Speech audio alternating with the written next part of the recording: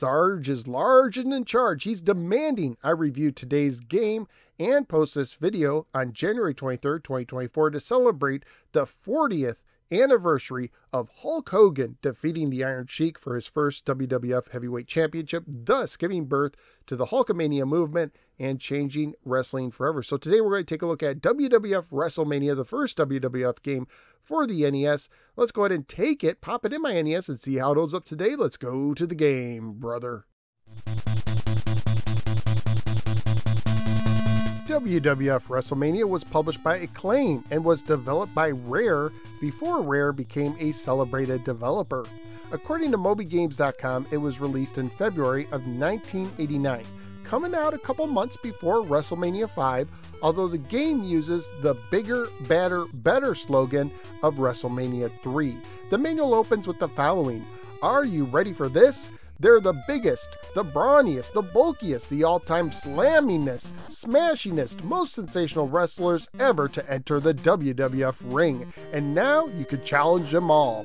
Hurl your elbows, plant your fist, fire your kicks, or use your head, literally.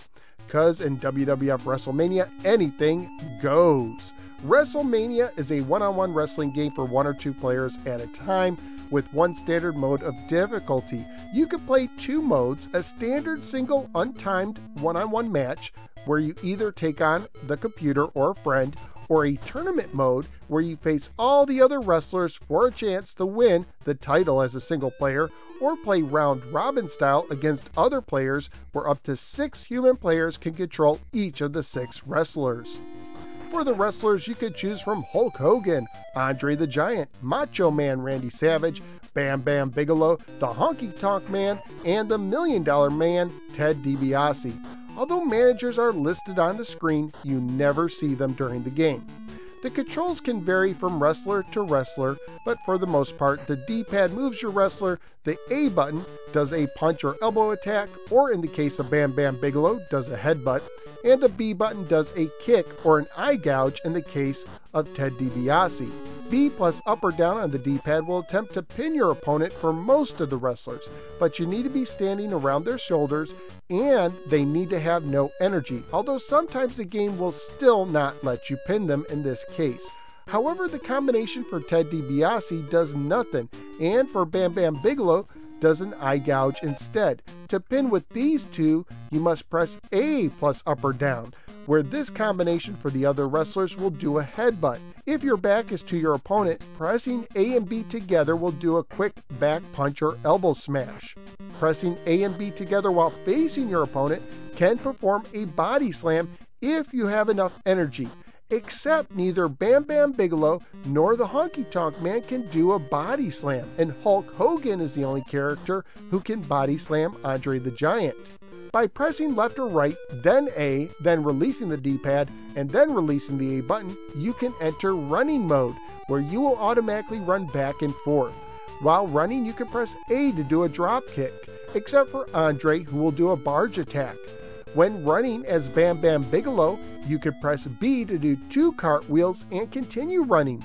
If you are running towards a turnbuckle on the bottom, as anyone except Andre or Bam Bam Bigelow, and press B right before the turnbuckle, your wrestler will automatically jump up on the turnbuckle and do an attack, which you cannot cancel once you start. This takes some practice and cannot be performed on the top turnbuckles. Why this doesn't work for Bam Bam is beyond me, as he was one of the few big men at the time who didn't mind getting on the ropes. Your energy can go down not only when you're hit, but also just for performing wrestling moves. As you wrestle, energizers might appear on the top, including a golden cross for Hulk Hogan, money signs for Ted DiBiase, flames for Bam Bam, guitars for the Honky Tonk Man, shades for the Macho Man, and a Bigfoot for Andre. Your wrestler can only collect the icon that belongs to him, but if he does, he will get more energy. Some wrestlers can get red with anger. While red, their attacks will do more damage. The redder they are, the more damage they can do. When being pinned, you can repeatedly press up to try to kick out. In the tournament mode, you will work your way through all 5 opponents, ending with Hulk Hogan, or if you're playing as Hulk Hogan, ending with Andre. During a tournament match, you only have 3 minutes to pin your opponent. If time runs out without a winner, you will redo the match. If you get pinned, your tournament is over. There are no continues. If you win, you move on. Beat all 5 wrestlers, and you're the champ. Graphically speaking, while the game has no crowds in the background, and the characters can have some humorous walking animations, the ring and the wrestlers look pretty good by NES standards from that time. The music, in my opinion, is really great for Hulk Hogan, the Honky Tonk Man, and Macho Man, using their real entrance music, although the game is sadly missing the $1 Million Man's theme, instead having them use Girls in Cars from the tag team Strike Force.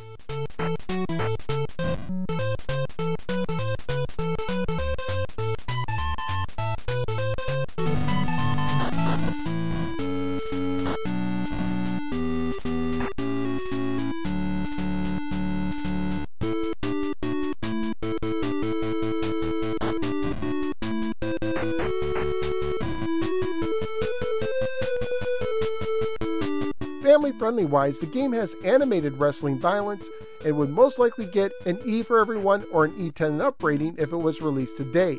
Currently at PriceCharting.com, the game has a value of $6 loose, $40 complete, and $500 new.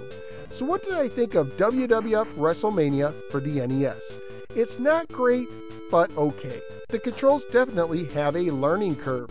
You are stuck in the ring with only one standard type of match, and you can only hit wrestlers when they are pretty much directly to the right or left.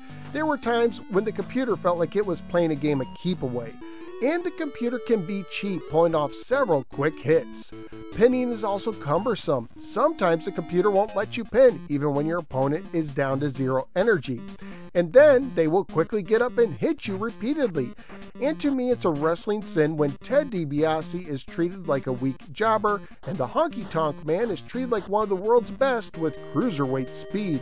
But on the other hand, I love some of the presentation and the fact that the game moves quickly. You could play the whole tournament in less than 15 minutes. And once I got used to the game, trying to keep my distance while keeping my opponent down, I did a better job overall and had more fun. The game can still be frustrating at times, and I was only able to beat it once with the Hulkster, who I believe is the strongest character in the game. But this 80s WWF fan did have at least a little fun with this game. So where am I going to rank WWF WrestleMania? I'm looking in the 40s. I do like Gradius more at 42, but I will put this over Star Force at 43. So out of the 65 games now ranked for the NES, WWF WrestleMania is debuting at the 43 position. WWF WrestleMania isn't a great game, but if you're a fan of both NES games and late 80s WWF wrestling, it might be worth $6 to pick up. But that's just what I think. What do you think? Let me know in the comments below. Did you have this game growing up? Do you enjoy it today? If you enjoy videos such as this one and you want to support my work, please click like and subscribe, drop a comment below, and for mega supporters, either become a channel member or sign up at patreon.com/NoSwearGamer. Thank you for giving me a little part of your day, and I look forward to see you next time on the next episode of the No Swear Gamer. Take care and remember to train, say your prayers, and eat your vitamins, brother.